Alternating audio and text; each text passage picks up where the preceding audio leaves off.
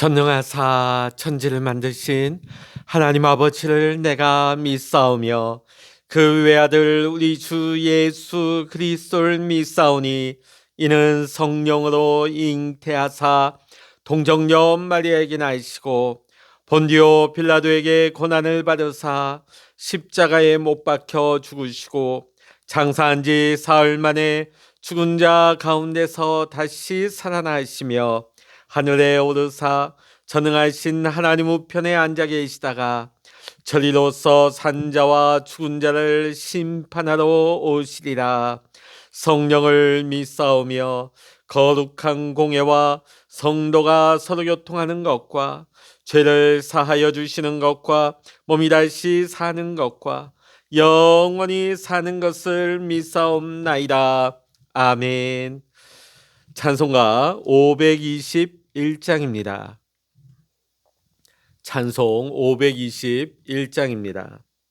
구원으로 인도하는 그 문은 참 좁으며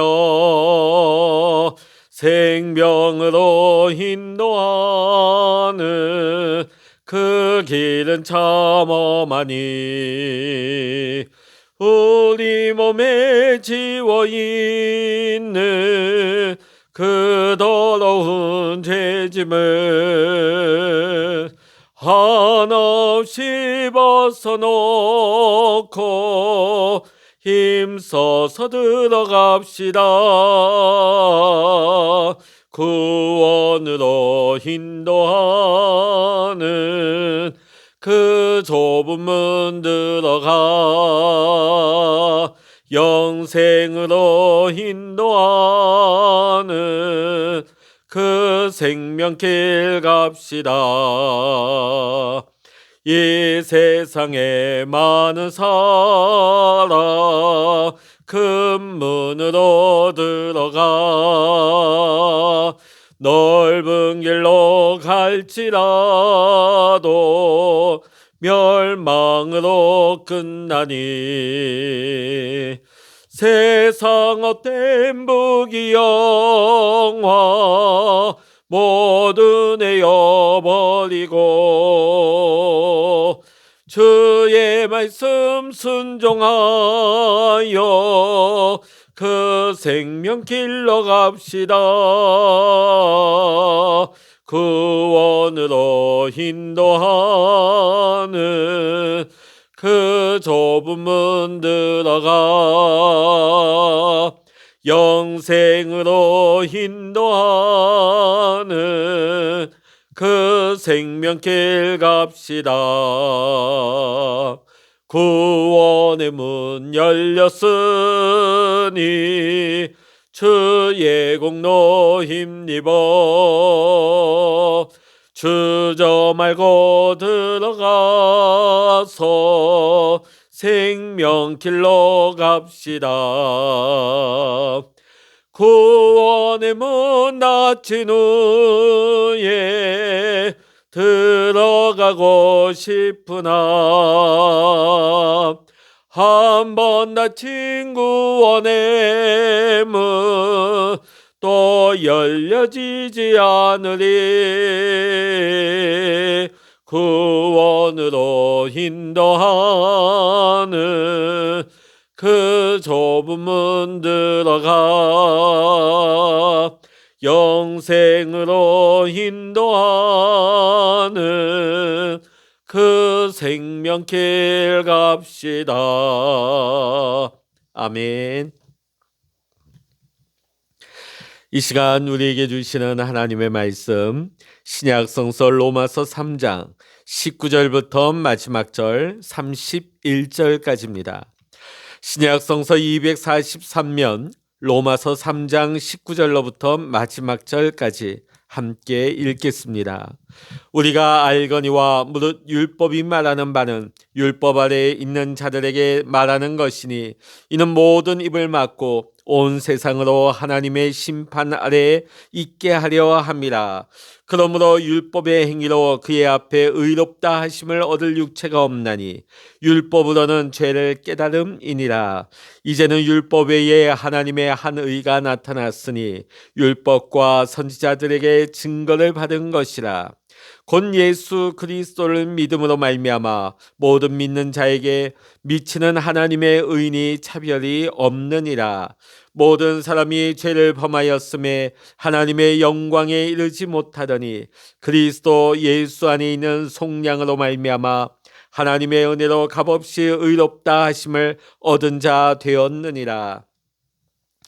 이 예수를 하나님이 그의 피로써 믿음으로 말미암는 화목제물로 세우셨으니 이는 하나님께서 길이 참으시는 중에 전에 지은 죄를 간과하심으로 자기의 의로우심을 나타내려 하심이니 곧 이때 자기의 의로우심을 나타내사 자기도 의로우시며 또한 예수 믿는 자를 의롭다 하려 하심이라.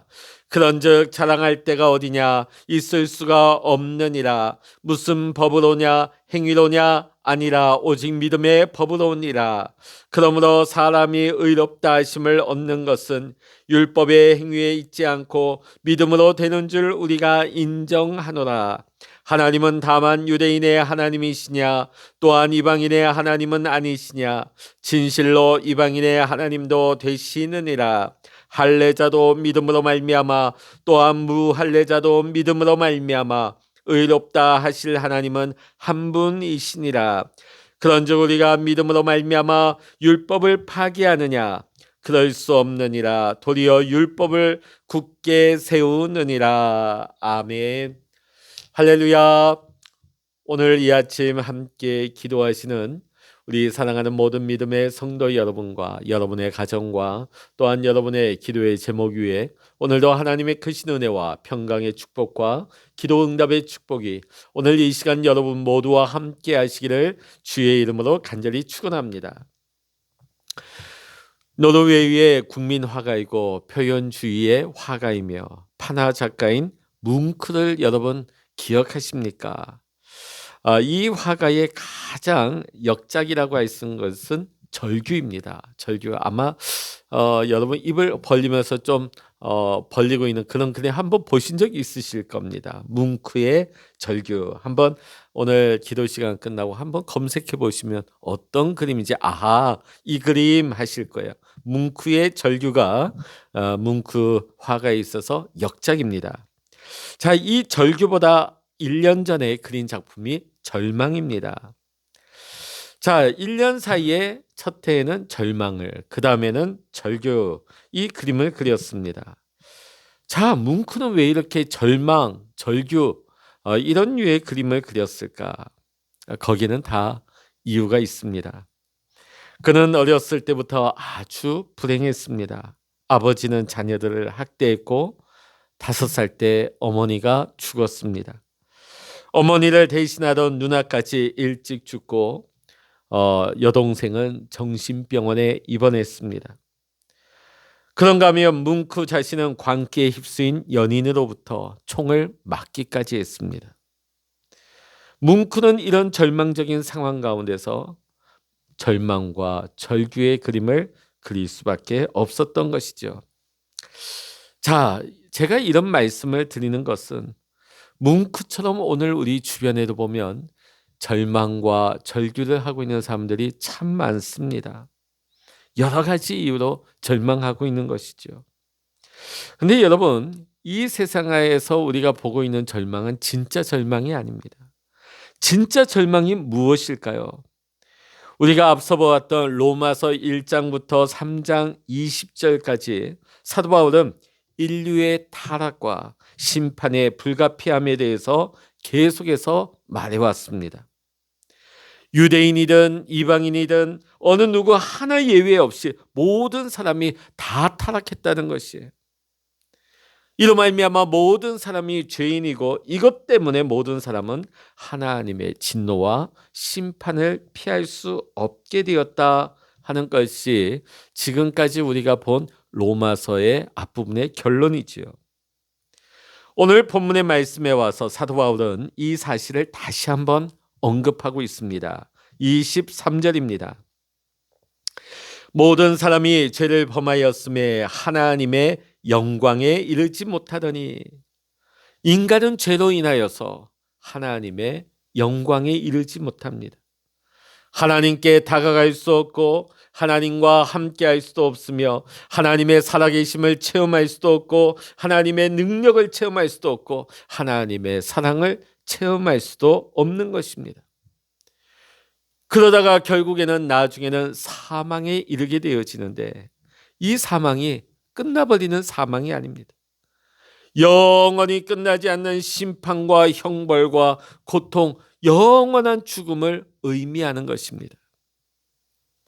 따라서 지금까지 우리가 읽은 로마서 전반부가 말하고 있는 우리 인간의 진짜 절망이라고 하는 것은 우리가 하나님의 영광에 이르지 못하고 그 상태대로 살아가는 것, 그로 말미암아 장차 영원한 형벌과 고통 가운데 떨어지는 것, 이것이야말로 진짜 절망이라는 것입니다.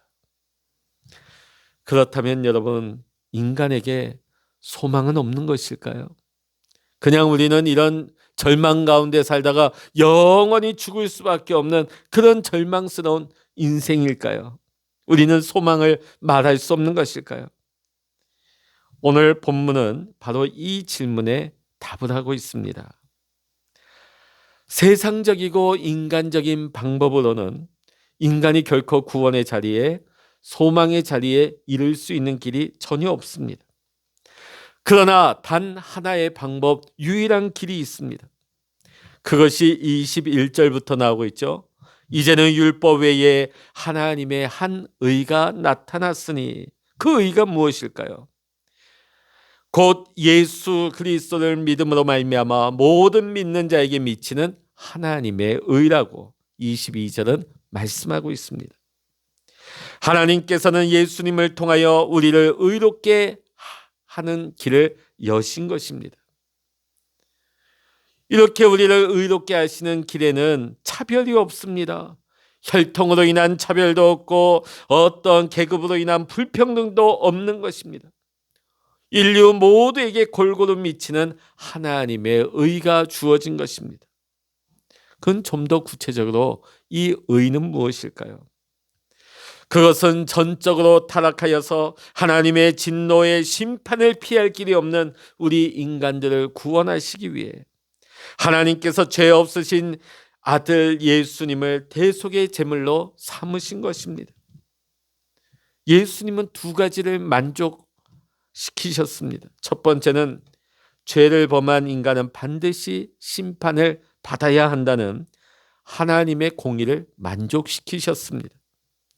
둘째는 죄인을 사랑하시는 하나님의 사랑을 만족시키셨습니다.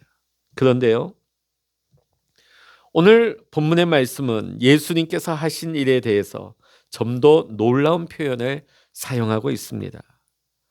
하나님은 우리가 존재론적으로 선천적으로 죄인인 것과 우리가 태어나서부터 지금까지 알고 지은 죄 모르고 지은 죄 우리의 모든 죄에 대해서 길이 참으시는 중에 간과하셨다. 오늘 이것에 우리가 주목할 필요가 있습니다. 간과하셨다. 이 간과했다는 말이 무엇일까요? 지나치다, 넘어가다, 눈 감아주다, 못 본 척하다, 이런 뜻을 가지고 있죠.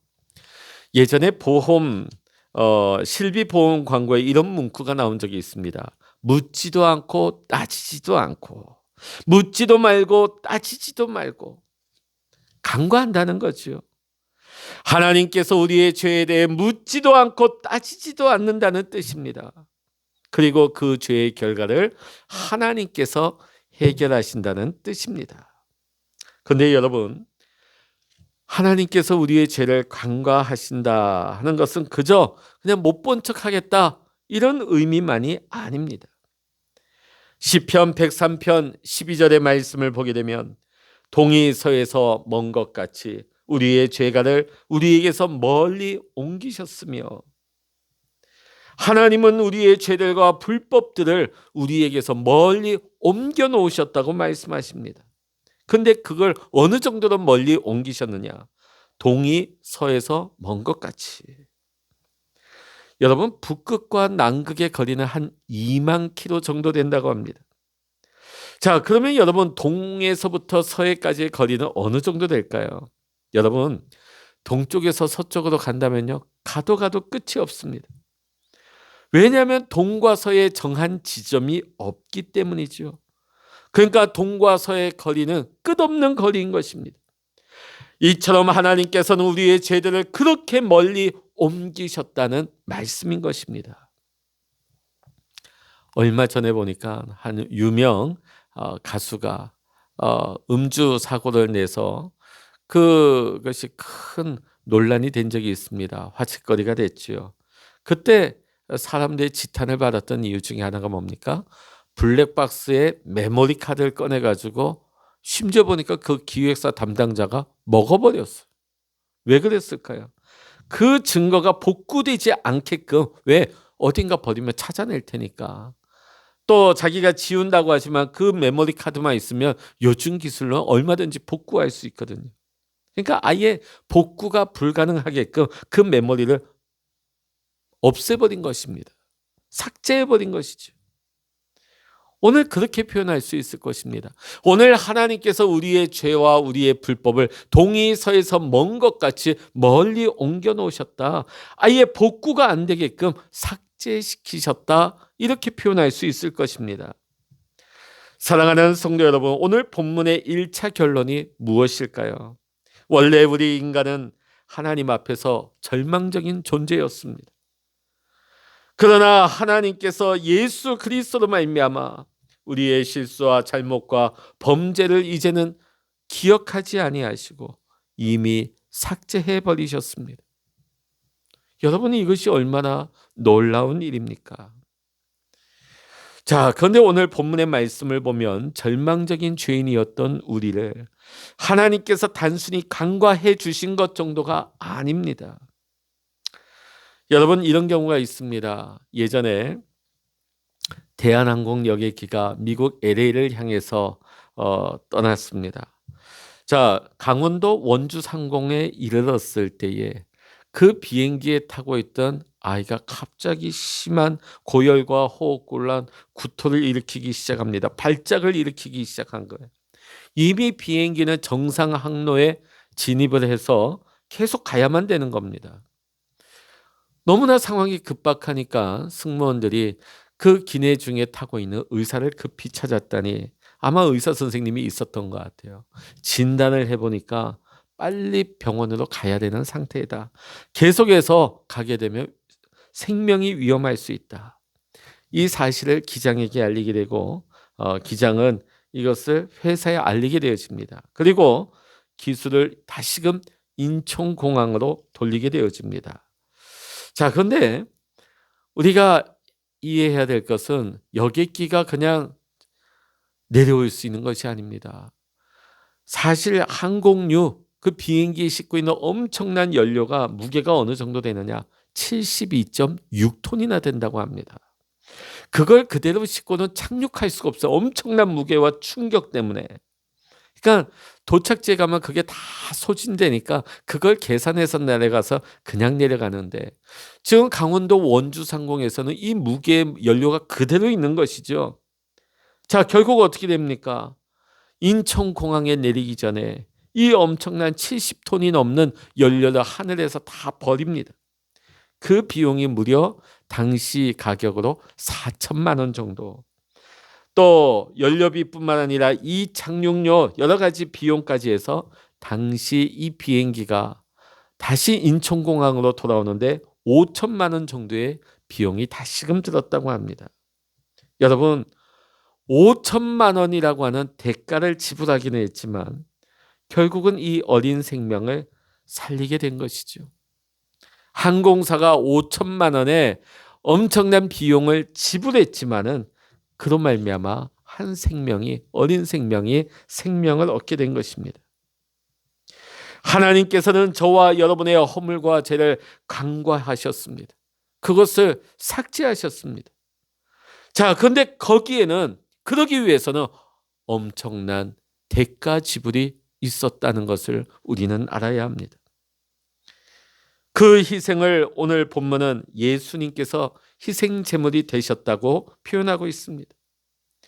우리를 위한 화목 제물이 되셨다는 것은 예수님께서 우리의 죄값을 담당하셨다는 의미인 것입니다. 24절의 말씀 보면 속량이라는 단어가 그것을 나타내고 있죠. 속량, 몸값, 생명값을 치루었다. 여러분, 죄는 그냥 해결되는 것이 아닙니다. 반드시 값을 치러야 하는 것이. 만일 이 값을, 죄의 값을 치르지 않는다면 모든 인간은 죄의 자리에서 영원토록 그 죽음의 자리에서 빠져나올 수가 없는 것입니다. 하나님은 우리를 그대로 둘 수 없어서 하나밖에 없는 하나님의 아들 되신 예수 그리스도를 통하여서 우리의 죄값을 대신하게 하셨습니다. 이것이 십자가로 나타내신 우리를 향한 하나님의 사랑입니다.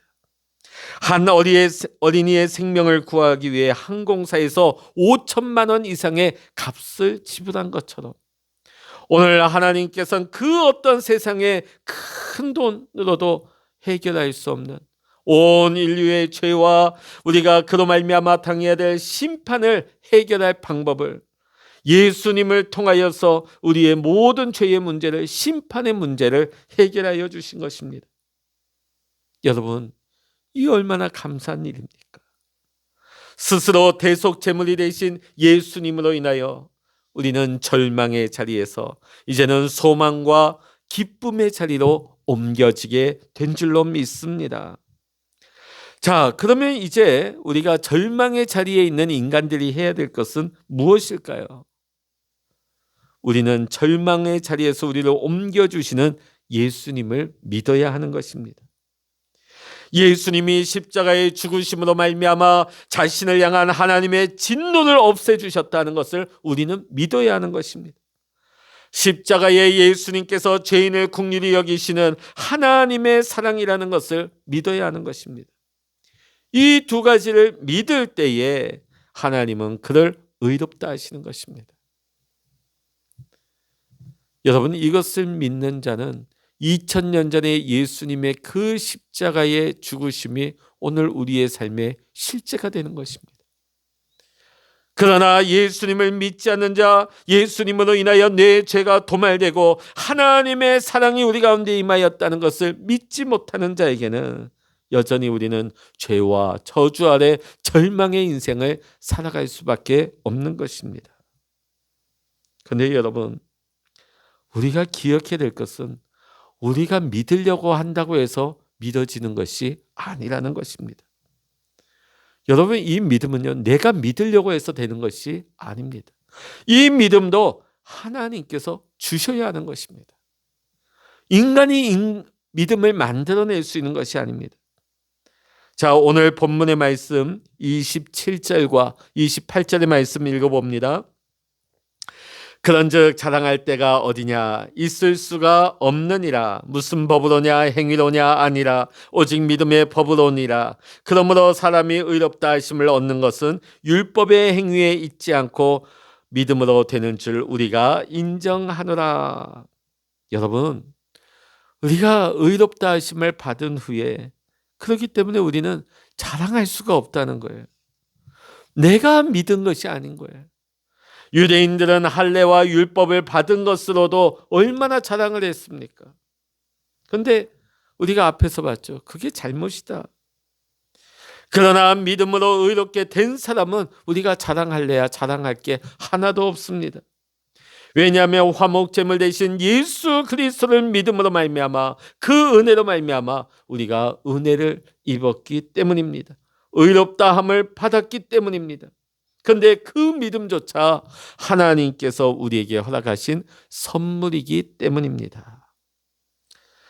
여러분, 물에 빠진 사람이 스스로 자기를 구할 수 있다고 생각하면요, 자기를 구하기 위해서 물속에 뛰어든 구조대에게 감사하는 마음이 없다고 합니다. 여러분, 구조대원들이 가장 골치 아파하는 사람들이 바로 이런 사람들이라고 하죠. 자신을 구조하러 왔는데도 자기 힘으로 벗어나려고 발버둥을 치는 겁니다. 그러면 결국은 자신뿐만 아니라 자신을 구조하려고 하는 구조대원까지 위험에 빠뜨리는 그런 상황에 빠지게 되는 것입니다. 그런데 나는 헤엄도 못 쳐요. 나는 여기서 내 힘으로 나갈 길이 없어요. 모든 힘을 빼고 구조대원에게 자신의 모든 것을 맡기는 사람은요, 오히려 구조하기가 쉽다는 거예요. 그리고 이런 사람은 구조된 다음에 얼마나 감사하는지. 이 구조대원들에게, 왜냐하면 자기는 살 수 없는데 죽을 수밖에 없는 사람이었는데 구조대원으로 말미암아 내가 새 생명을 얻었기 때문에 너무나 감사한다는 거예요. 오늘 우리가 그리스도인으로서 우리가 믿는다 하면서도 여전히 세상 붙들고 내가 믿을 만한 것을 의지하면서 그것으로 사는 줄로 알고 살아가는 사람들은 없습니까? 그런 사람에게는 구원에 대한 감사가 없습니다. 구원에 대한 감격도 없습니다. 그리고 자신이 절대적인 절망의 상황에 있었다는 거, 자신의 어떤 노력이나 힘으로도 우리는 구원받을 수 없었다는 것을, 나는 결코 구원받을 수 없는 절대적인 절망의 사람이었다는 것을 고백하지 못하는 거죠. 그러면 그 사람은 결국 구원의 감격이 없는 것입니다. 우리가 오래도록 교회를 다니면서 수많은 구원의 말씀과 구원의 찬양과 우리가 수많은 구원에 대한 복음 메시지를 듣는다 할지라도 내가 그것이 믿어지지 아니하고 내가 얼마나 절망 가운데 있었던 사람이냐, 내가 얼마나 구원받을 수 없는 그런 절망 가운데 있었던 사람인데 하나님께서 나를 소망의 사람으로 바꾸어 주셨다. 나를 하나님의 자녀여 구원의 사람으로 바꾸어 주셨다. 나는 도저히 가능성이 없는 사람이었는데 하나님께서 나를 살려주셨다. 이것을 깨닫는 사람에게는요, 하나님의 의와 하나님의 영광에 이르게 하신 것을 날마다 감사하면서 날마다 감격하면서 우리가 하나님 앞에 믿음으로 사는 자가 되는 줄로 믿습니다. 오늘 사랑하는 성도 여러분, 오늘 우리는 절망 가운데 있던 인생이었습니다. 도저히 내 힘으로는, 세상 것으로는 도저히 구원받을 길이 없었습니다. 그러나 하나님의 의와 하나님의 영광에 이르게 하신 하나님의 놀라운 은혜와 사랑으로 말미암아 예수 그리스도의 십자가 보혈의 은총으로 말미암아 오늘 우리는 새 생명을 누리고 있는 줄로 믿습니다. 날마다 범사에 감사하고 날마다 구원의 감격을 노래하면서 오늘도 주님 앞에 믿음으로 살아갈 수 있는 우리 사랑하는 모든 믿음의 성도 여러분 되시기를 이 시간 주의 이름으로 간절히 축원합니다. 기도하시겠습니다. 할렐루야. 하나님 아버지, 우리는 절망 가운데, 우리는 영원한 죽음 가운데 떨어질 수밖에 없었던 가장 죄인 중에 괴수였던 자들입니다. 그러나 하나님께서 예수님을 통하여서 우리를 절망에서 이제는 소망의 자리로 옮겨주시고 슬픔과 탄식과 사망의 자리에서 우리에게 소망과 기쁨과 찬양의 자리로 옮겨주신 것을 감사합니다. 내가 하나님을 믿은 것이 아니오, 하나님께서 우리에게 믿음을 허락하여 주시고 하나님께서 우리에게 은혜와 사랑을 베풀어 주셔서 오늘 우리가 구원의 자녀 하나님의 생명을 누리는 자가 된 것을 감사드립니다. 날마다 우리가 하나님의 놀라운 은혜와 사랑을 깨달을 때마다 오늘 우리는 그 구원의 감격에 하나님 감사하는 자가 되게 하시고 날마다 감격하게 하시고 날마다 우리가 복음의 빚진 자로서 날마다 하나님 안에서 믿음으로 살아갈 수 있는, 지금도 이 복음을 받지 못하는 수많은 사람들에게 복음을 전할 수 있는 우리 모두가 되게 하여 주시옵소서. 오늘도 우리가 기도의 골방에 엎드려 기도합니다. 기도할 때 하나님 우리 가운데 주의 영과 주의 마음을 부어주시고 성령의 기름 부어주셔서 오늘도 이 시간이, 이 자리가 하나님과 교통하는 귀하고 복된 자리가 되게 하여 주시옵소서. 모든 감사와 영광을 주님께 올려드리며 우리 주 예수 그리스도의 이름으로 간절히 기도하옵나이다. 아멘. 찬양하라 내 영혼아, 찬양하라 내 영혼아, 내 속에 있는 것들아 다 찬양하라.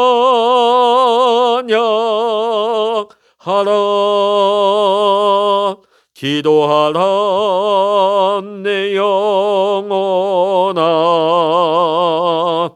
기도하라 내 영혼아, 내 속에 있는 것들아 다 기도하라.